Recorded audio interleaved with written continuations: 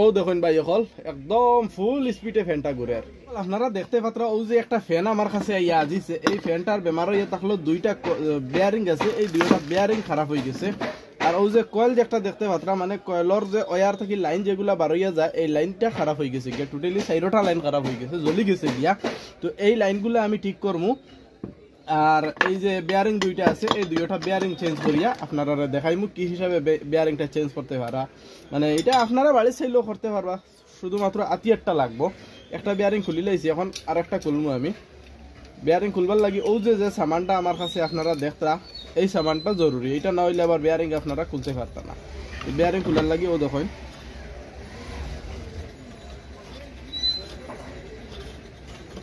এই জিনিসটা লাগাই দিলাম, লাগাইয়া এখন একটা ক্যানের মধ্যে একটা খানা আছে আপনারা দেখতে পাত্রা, এই লোহাটা লাগাই দিব।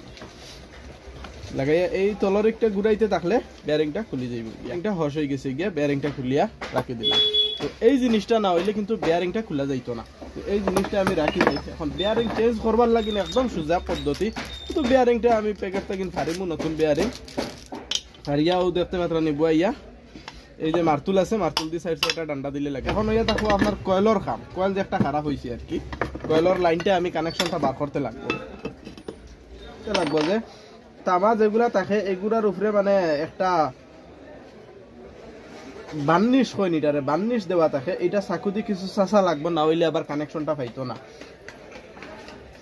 আপনারা দেখতে পাত্রা আমি আপনারা সামনে চাকু দিয়ে চাচিয়ে বার করিয়া এগুলা ফেলাইয়া যে পাইপ যেগুলো আছে এই পাইপগুলো আবার দিতে লাগবো, না দিলে আবার কারেন্টটা শর্ট হওয়ার মানে চান্স বেশিরভাগ থাকে, ওয়্যারগুলা জ্বলার বেশি গরম হইয়া যে সময় ফ্যান চলবো গরম হইয়া জ্বলি যাওয়ার চান্স থাকে। তো এই পাইপগুলো আমি লাগাই দিব। এটা যে কোনো মানে মেকারের দোকানে আপনারা পাইবা, যে মেকার হলে ফ্যান ঠিক করেন আর কি, বুঝাইলে এইগুলা পাইলে। ও দেখুন ভাই হল ও দেখতে পাত্রানি লাইট জ্বলে মানে কানেকশনটা ঠিক আছে,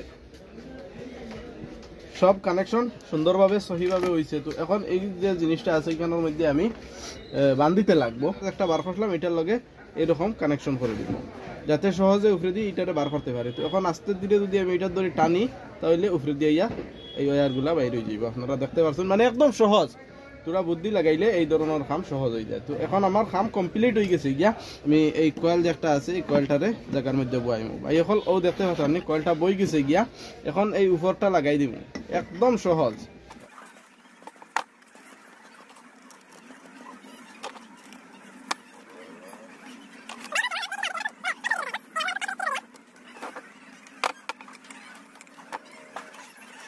বাইকল ফ্যানর বেয়ারিং বদলানি আর কয়েল ঠিক করা কমপ্লিট হয়ে গেছে গিয়া, এখন ফ্যানটারে লাগাইয়া ট্রাই করিলাই যে ফ্যানটা ঠিক করলাম ঠিক হইল কিনা। বাইকল দেখতে পাত্রা ফ্যানটা ঠিক হয়েছে, গুড়ের কোনো অসুবিধা নাই। বাইকল ফ্যানর কাম সম্পূর্ণ কমপ্লিট হয়ে গেছে গিয়া, এখন আপনারা চালাইয়া দেখানিরটা বাকি রয়েছে। ও দেখুন বাইকল চালাইয়া আমি কারেন্টের কানেকশন দিছি, দেখতে পাত্রানি ফ্যানটা চালু হয়ে গেছে গিয়া।